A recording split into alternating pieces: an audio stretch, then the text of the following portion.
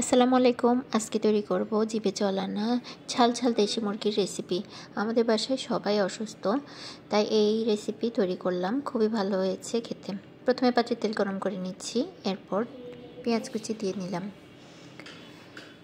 পেঁয়াজগুলো নরম করার জন্য সামান্য লবণ দিয়ে নিলাম।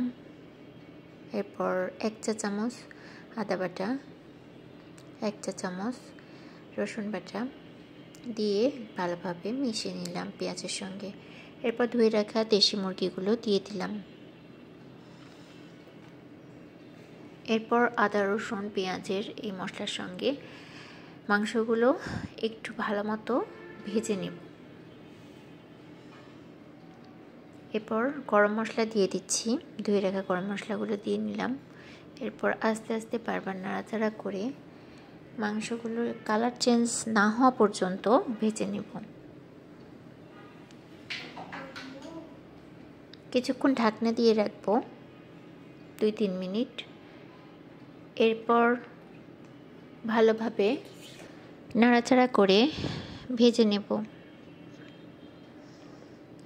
বারবার নাড়াচাড়া দিতে হবে। রসুন আদা থাকলে এমনি মশলাটা বারবার প্যানের সঙ্গে লেগে যায়।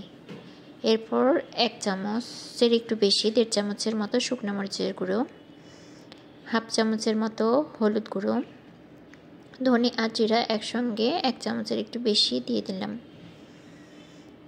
এরপর ভালোভাবে মশলার সঙ্গে তেলের সঙ্গে গুঁড়া মশলাটা মিশিয়ে নিলাম। বারবার নাড়াচাড়া দিয়ে মিশিয়ে নেওয়ার পরে কিছুক্ষণ যখন নাড়াচাড়া দিয়ে মশলার সঙ্গে মিশে যাবে, তখন চুলার তাপটা কমিয়ে আবার কিছুক্ষণ ঢাকনা দিয়ে ঢেকে রাখবো।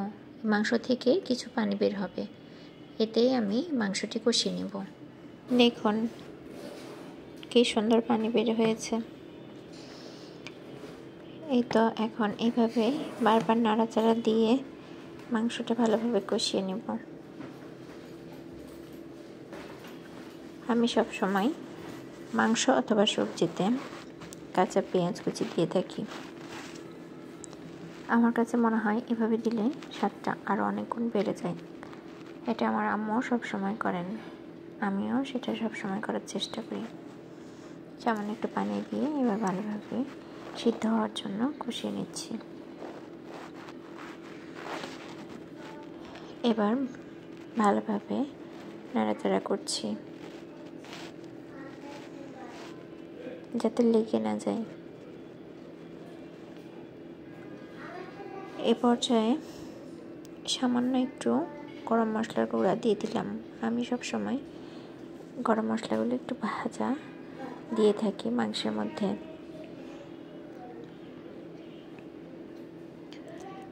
এবার কয়েক টুকরা কাঁচামরিচ দিয়ে দিলাম, ভালোভাবে নাড়া দিয়ে নিলাম।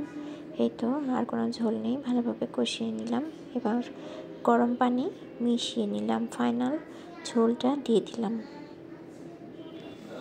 এবার সামান্য একটু ভাজা জিরার গুঁড়া দিয়ে 5 মিনিটের মতো চুলার মধ্যে আমি রেখে দেব।